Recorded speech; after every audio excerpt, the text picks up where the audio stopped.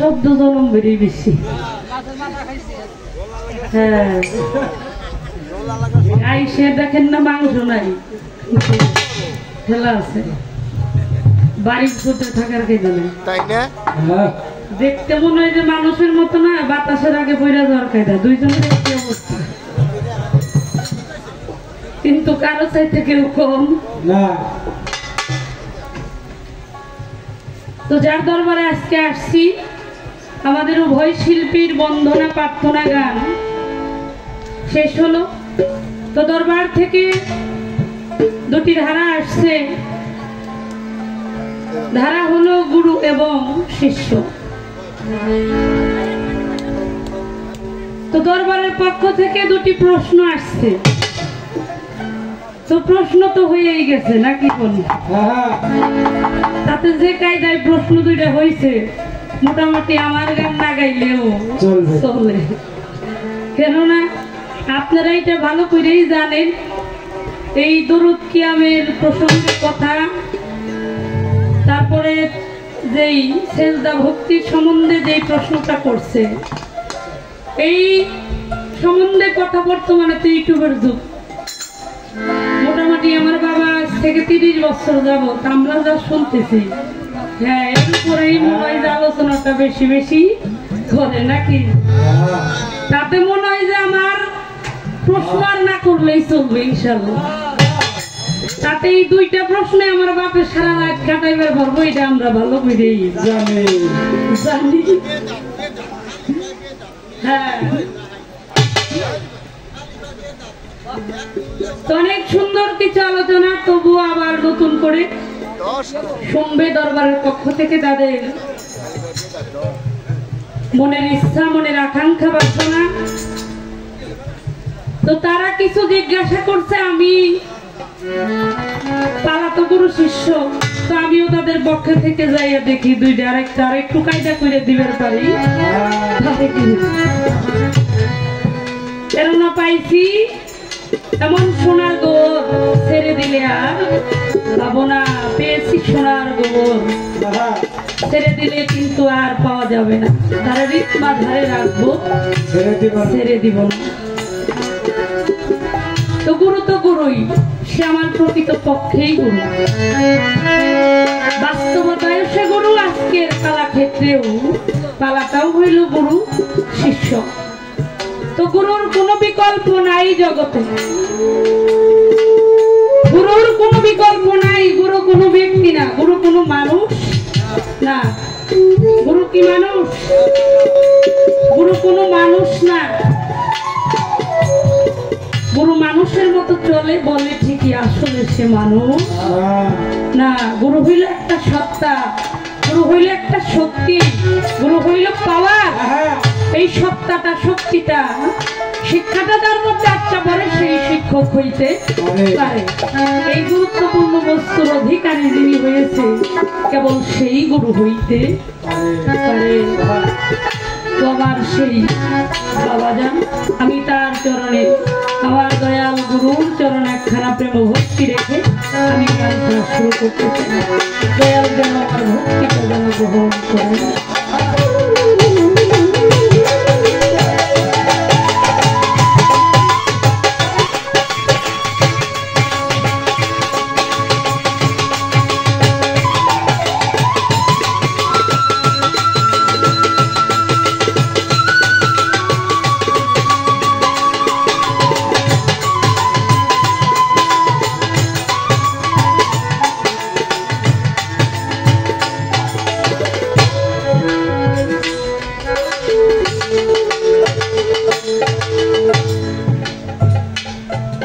তো একটা কায়দা বড় ভালো হয়েছে, আজকে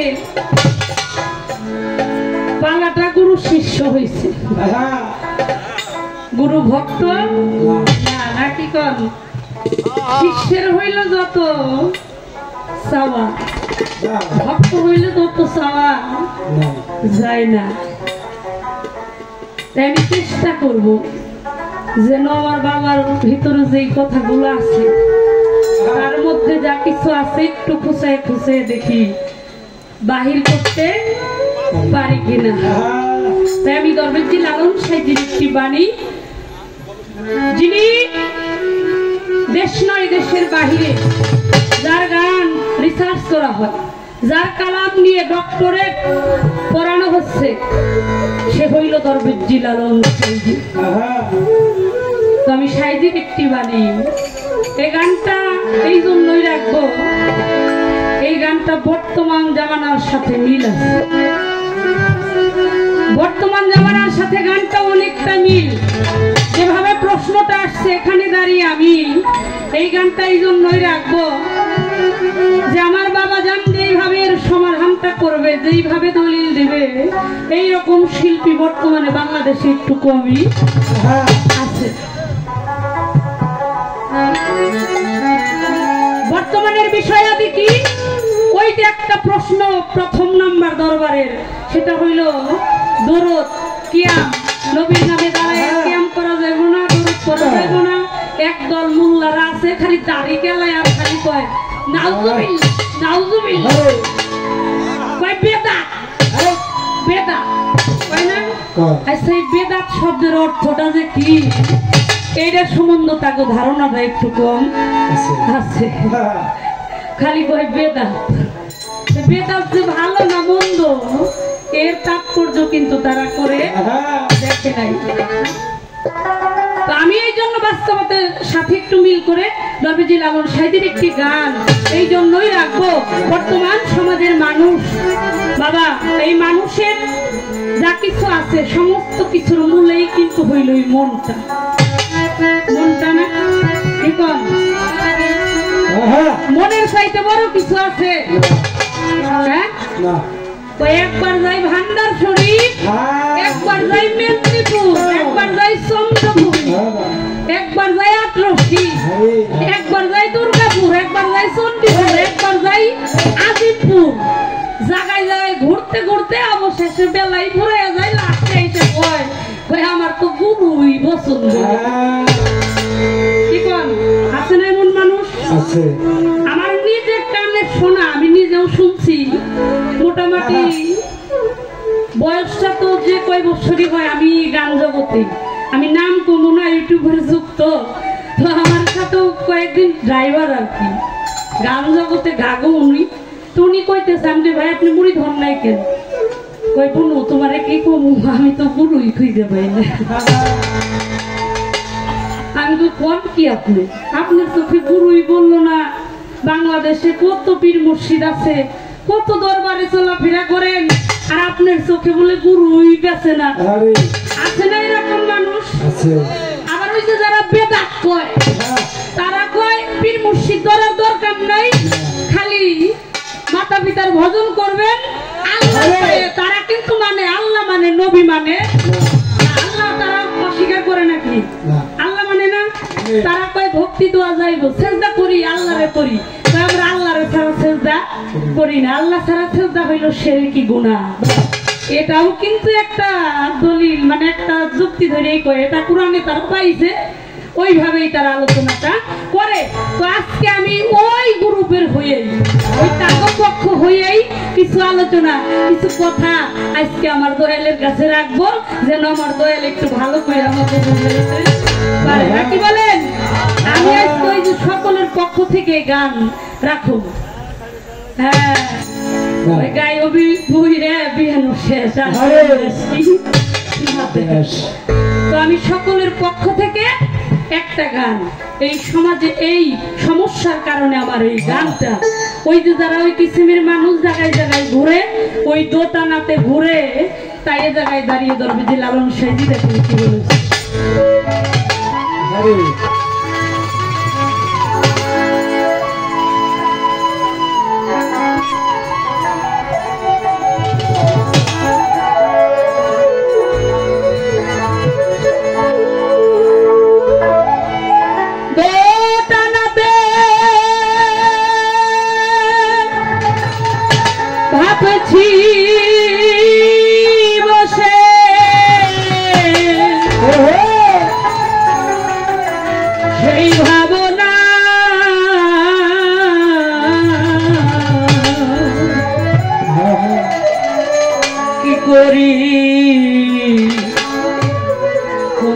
পথে যায়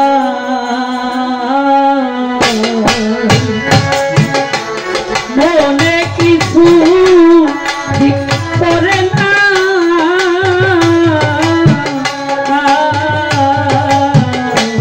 কি করি কোন পথে যাই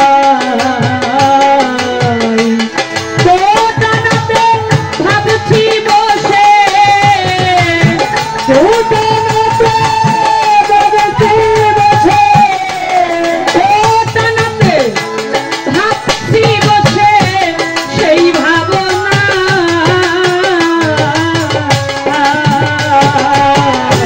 কি করি কোন পথে যাই মনে কিছু ঠিক করে না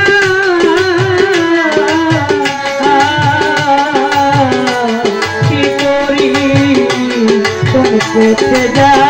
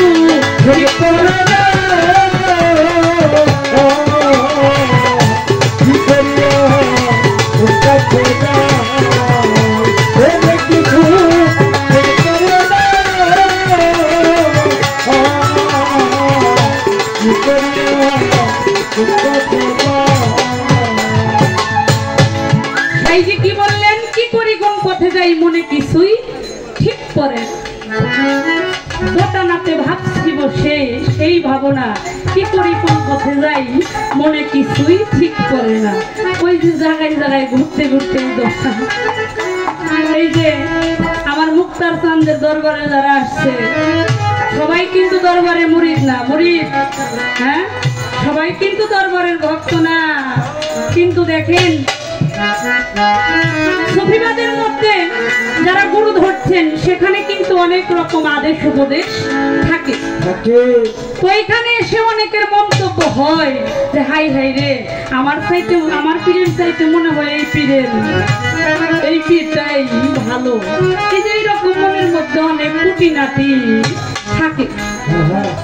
তাই দরবেজি লালন সাইজি বললেন, কেহ বলে মক্কায় যে হজ করিলে যাবে গোনা। ওই যে কিছু লোক আছে সারা জীবন ভরে উপার্জন করে অর্থ করিয়াছে, তারা চিন্তা করে যে সারা জীবন ভরে পাপ করুন গুনাহ করুন, একবারে যে জন্ম কর পাপ যায় ধুয়ে ফেলবো, কি ভাবে না? ওই মক্কায় যে হজ করলেই জীবনের গুনাহ মাফ হয়ে যাইব। একটা পাথরের কি ক্ষমতা আছে এই জীবনের গুনাহ মাফ করে?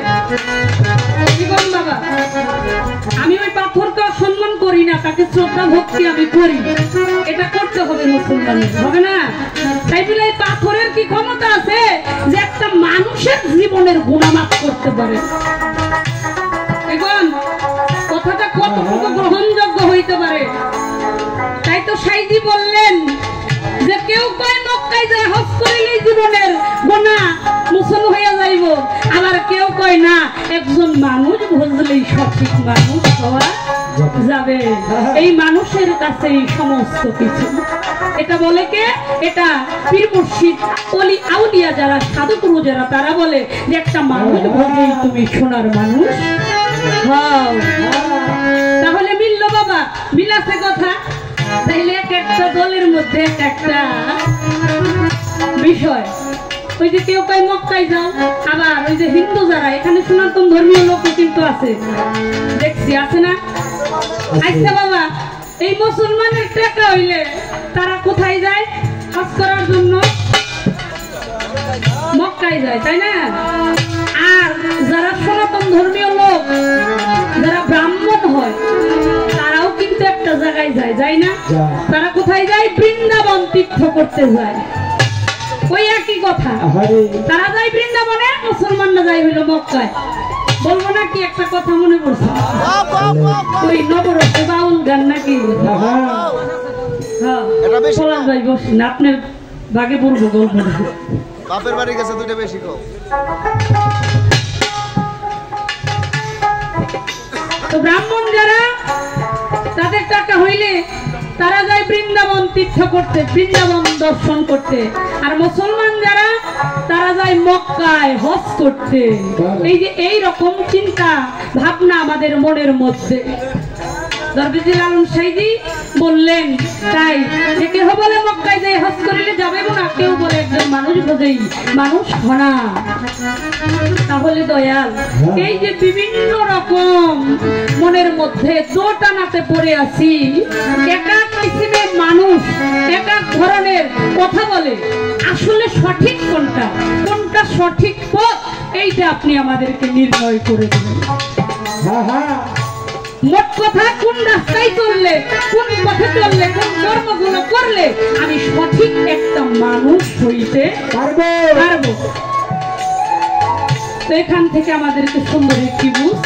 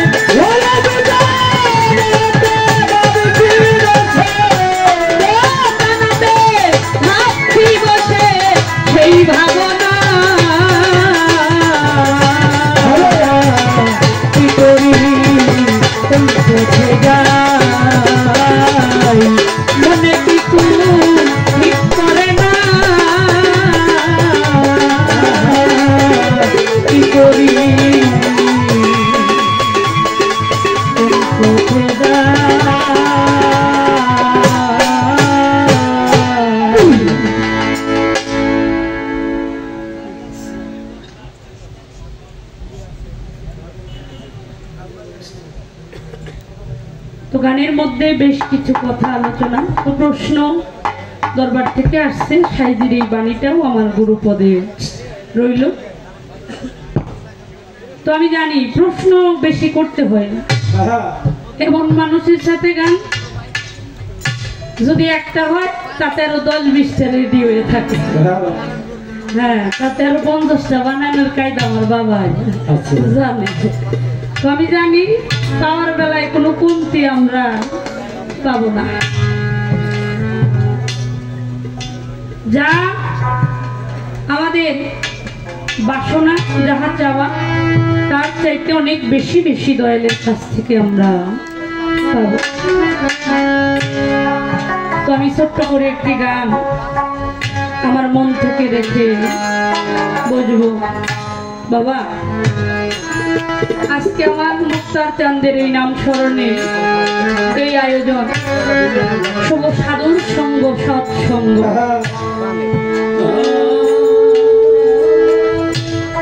মুক্তার চাঁদ তিনি কিন্তু নিঃসন্দেহে আল্লাহর ওলি। যে বিষয়ের উপরে কিছু আলোচনা আমার বাবা জান করে গেছে। ও বাবা, আল্লাহর ওলির দরবারে এইরকম মানুষ আসে। আল্লাহর ওলি না হইলে তার দরবারে কখনো মানুষ যাতায়াত করে না। আমার মুক্তার চাঁদ তিনি ভক্তদের মধ্য থেকে পর্দা নিয়েছেন, ওফাত হয়েছেন, তাই না? উনি বিদায় নিয়েছেন। তো আসলে কিন্তু উনি ভক্তদের অন্তরে আছে। গুরু কিন্তু কখনো ভক্তের কাছে মৃত না, গুরু কখনোই মরে না। গুরু যুগ যুগ ধরেই বেঁচে থাকে ভক্তের কাছে। একটা ভক্তের মতো ভক্ত যদি হওয়া যায়, প্রভু তার কাছেই, তার ভক্তির কাছেই ধরা থাকে। স্বয়ং প্রভু স্বর্গে থেকে তিনি মর্ত্যলোকেও নেমে আসছে শুধু ভক্তের ভক্তির কারণে। এর হাজার হাজার প্রমাণ আছে, হাজার হাজার দলিল আছে, প্রমাণ আছে, ইতিহাস আছে। প্রভু ভক্তের ডাকে তিনি কত জায়গায় এসে তার ভক্তের কাছে সাড়া দিয়েছে। রামায়ণে দেখবেন শ্রীরাম সরোবরীর এটুকুন সে ভক্তি বিশ্বাস প্রেম মহব্বতে প্রতিদিন তিনি ফুল এনে উঠান তার বাড়ির রাস্তাঘাট সাজিয়ে রাখতো। কেন রাখতো? ওই যে বিশ্বাস যে এই পথে আমার রাম একদিন আসবে। বন থেকে এটুকুন এনে দেখেন ভক্তের প্রেম কিরকম।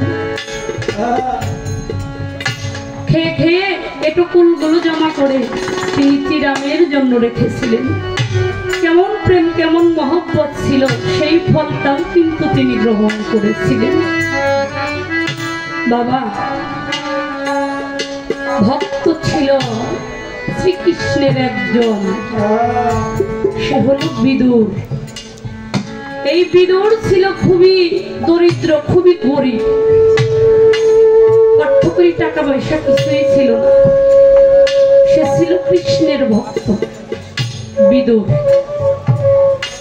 খুবই গুরু প্রেমিক ছিল, খুবই প্রভুকে ভালোবাসতেন। দুইজন ভিক্ষা করে আনে, ভিক্ষা করে এনে তাদের দিন চলে। যে একটা ভিক্ষা করে, একটা ভিক্ষুক বাড়ি বাড়ি দাঁড়ে দাঁড়ে নগরে নগরে ঘুরে ঘুরে ভিক্ষা করে তার জীবিকা উপার্জন করে, সংসার চালায়, তার কি কিছু আছে দুনিয়ার জমিদারি? কোনো কিছুই না। প্রকৃত পক্ষে গুরুকে যারা ভালোবাসে তাদের জীবনের ইতিহাসটা এইরকম।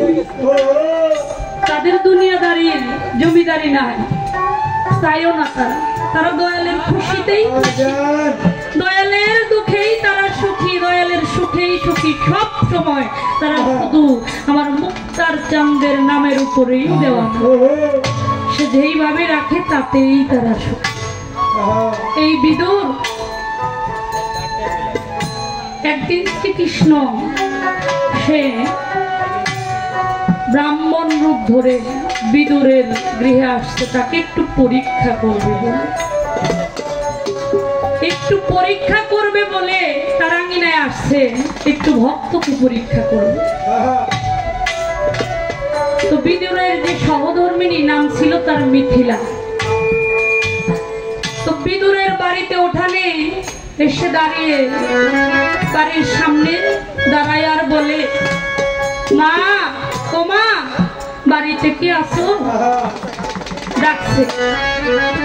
যখন এইভাবে সুমধুর কণ্ঠে ডাকছে যে মা গো, বাড়িতে কি কেউ আসো, ডেকে ডেকে বলছে, আমি যে বহুদিনের অনাহারি, ও মা আমাকে কি এক মুষ্ঠ খেতে দিতে পারো? যখন এইভাবে মধুর কণ্ঠে ডেকে ডেকে বলছে, মিথিলা ঘর থেকে বাহির হয়ে আসছে, ঘর থেকে বাহির হয়ে আসছে, বলে এত সুমধুর কণ্ঠে আমাকে মামা বলে ডাকছে, কে এমন দরদি? এসে বলছে, আমি যে অনেক দিনের অনাহারি, আমাকে কি এক মুষ্ঠ খাইতে দিতে পারো? তখন মিথিলা মুখে কোনো কথা নাই, চিন্তা করে, আহা ওই যে অতীত রূপে নারায়ণ, এ কথাটা সনাতন ধর্মীয় লোক কিন্তু বেশি মানে, যারা গুরু ধরা মানুষ তারাও মানে যে অতীত রূপে হইল নারায়ণ সেবা করতে হয়। এই অতিথির সেবা যদি না হয় তাহলে গৃহস্থের কল্যাণ হবে না, তার ভালো হবে না, তার অমঙ্গল হবে। তখন মিথিলা কি করলেন, তার হাড়ির মধ্যে হাতটা যখন দিছে, দেখে সেবা দেওয়ার মতো কিছুই না, খুদের কিছু নাড়ু বানানো আছে বাড়িতে। আর বাড়ির পাশে একটা কলা গাছ ছিল, ওই কলা গাছে কিছু কলা পেকেছিল, কিছু কলা বেদরে খেয়ে ফেলছে, আর কিছু কলা তারা বাড়িতে এনে রাখছে নিজেরা সেবা নিবে বলে। তো মিথিলা চিন্তা করে, হায় হায় আমার স্বামী তো বাড়িতে নাই, আমি কি তাহলে এই অতিথির সেবাটা কি দিতে পারবো না? আমার কি তাহলে হেন জনম বৃথা হয়ে যাবে? এটা কখনোই হতে পারে না। মিথিলা চিন্তা করে যে কলার ব্যবস্থাটা তো হয়েছে, নাড়ুর ব্যবস্থাটা হয়েছে, কিন্তু সাথে যদি একটু দুধ হইতো তাহলে অতিথির সেবাটা পরিপূর্ণ হইত। তো জোর হাত করে গলায় কাপড় নিয়ে দাঁড়িয়ে বলছে যে আপনি একটু দাঁড়ান, আমি আপনার সেবার ব্যবস্থা করছি। মিথিলা চলে গেছে পাশে একটা গোয়ালার বাড়ি, যে দুধ বিক্রি করে, দই বিক্রি করে, তাকে কিন্তু গোয়ালা বলা হয়। তো এই গোয়ালার বাড়িতে গিয়ে মিথিলা বলছে, ভাই গোয়ালা, আমাকে কি তুমি 1 কেজি দুধ দিতে পারো? গোয়ালা বলতেছে, দিতে পারি, অর্থের বিনিময় ছাড়া তো আমি দিতে পারবো না, আমার কাজ হইল দুধ বিক্রি করা, দিব না কেন? একটু খেয়াল করে শুনবেন, গুরু ভজাটা এই জগতে তো সহজ কথা না, গুরু ভজা এই জগতে খুব কঠিন ব্যাপার। মিথিলা যখন ওই গোয়ালার কাছে দুধটা চাইতে গেছে, গোয়ালা বলছে, আমি দিতে পারি, অর্থ হলে দিব। তখন বলছে, আমার স্বামী তো বাড়িতে নাই, সে তো নগরে ভিক্ষা করার জন্য বাহির হয়েছে, আমার স্বামী আসলে আমি তোমার ধারটা শোধ করে দিব, তুমি আমার 1 কেজি দুধ দাও ভাই। তো এই গোয়ালা বলতেছে, দিতে পারি, 1 কেজি দুধ আমি তোমাকে দিব, কিন্তু এর বিনিময়ে একটা রাত তোমাকে আমার কাছে থাকতে হবে। দেখেন গুরু ভজন কাকে বলে, কয়েকটা রাত তোমাকে আমার কাছে থাকতে হবে। মিথিলা বলে, ও ভাই তাই হবে, ঠিক আছে, তবে আগে দুধটা তো আমাকে দাও, আমি আমার অতিথির সেবাটা কি করে আসি, আমার অতিথির সেবাটা দিয়ে আমি তোমাকে কথা দিলাম, আমি আগামীকাল যেই রাত্রটা ওই রাত্রটা আমি তোমার গৃহেই শয়ন করব। আমি ওই রাত্রটা তোমার কাছেই চলে আসবো, আমি তোমাকে কথা দিয়ে গেলাম। 1 কেজি দুধ এই কথার উপরে নিয়ে ভালো করে সেই কিছু কলা ছিল, কিছু নাড়ু মরিচ ছিল ঘরে, তাই দিয়ে সুন্দর করে সেবার আয়োজন। যখন বিদুর বাড়িতে আসছে, ভিক্ষা করে বাড়ি বাড়ি ঘুরে ঘুরে, ওই যে ভিক্ষা করা হয়ে গেছে, চলে আসছে বাড়িতে। স্বামী স্ত্রী সহধর্মিনী। বাবা, ধর্ম করতে গেলে সহধর্মিনী লাগে, সহধর্মিনী ছাড়া কখনো ধর্ম হয় না, সহধর্মিনী ছাড়া কখনো ধর্ম হয় না। দেখেন সহধর্মিনীও কাকে বলে, আবার স্বামীও কেমন হইতে হয়। তখন মিথিলা বলতেছে বিদুরের কাছে, স্বামীর কাছে, স্বামী তুমি কি জানো, আমি যে প্রভুর সেবা দিয়েছি, ওই পাড়ার গোয়ালা তার কাছ থেকে আমি 1 কেজি দুধ পর্যন্ত আনছি। কি বলে জানো, আমি বলেছি যে আগামীকাল রাতটুকু আমি তোমার গৃহে এসে থাকবো। এই কথার বিনিময়ে সে আমাকে 1 কেজি দুধ দাঁড় দিচ্ছে। ও স্বামী, তার কথাটা যে রাখতে হবে। বিদুর হাউমাউ করে তার স্ত্রী রাত সহধর্মিনীকে ধরে, মিথিলাকে বুকে জড়িয়ে ধরে হাউমাউ করে কেঁদে উঠেছে। বলে তোর দ্বারাই তো গুরু ভজন হলো রে, আমার এই দেহটা তো আমার প্রভু সেবায় লাগলো না। দেখেন স্বামী কেমন হইতে হয়। বিদুর বলতেছে মিথিলাকে, বলে আমি একটি কাজ করতে চাই, তুমি যদি অনুমতি দাও আমি তাহলে করব। সেই কাজটা কি? বলে আমার ধারায় তো কিছু হলো না, আমি তো কিছুই করতে পারলাম না, কিন্তু ওই গোয়ালার বাড়ি পর্যন্ত, ওই গোয়ালার দরজার পর্যন্ত আমি তোমাকে আমার কাঁধে করে নিয়ে যেতে চাই। এই সুযোগটুকু, এই কর্মটুকু তুমি আমাকে করতে দিবে। বিদুর মিথিলাকে কাঁধে করে গোয়ালার বাড়ি পর্যন্ত নিয়ে গেছে। গোয়ালার বাড়ি পর্যন্ত নিয়ে যখন মিথিলাকে নামিয়েছে, ওই যে কথা প্রসঙ্গে যেই কথা হয়েছে 1 কেজি দুধ, তার বিনিময়ে একটা রাত তার কাছে থাকতে হবে। বিদুর বলছে যাও, তুমি গোয়ালার কথা মতো কাজটা করো। যখন স্বামী স্ত্রী ভয়ে মিলে দুইজনে এই গোয়ালার সামনে নেমেছে, একটা ভক্তি যখন গোয়ালার সামনে যখন মাথাটা মতো করছে, তাকিয়ে দেখে যে ওইটা গোয়ালা না, ওইটা স্বয়ং তার সেই প্রভু। তার প্রভু এসে তাকে তার ভক্তের পরীক্ষা করেছে। যে ভক্ত হয়, যে প্রকৃত জগতে ভক্ত হয়, এই রকম ভক্ত যদি কেউ হইতে পারে, সেই মিথিলার মতো তার দেহটা গুরু সেবায় লেগে গেল। আমি কি করলাম এই জড় জগতে এসে, আমার এই দেহটা আমার গুরু সেবায় লাগলো।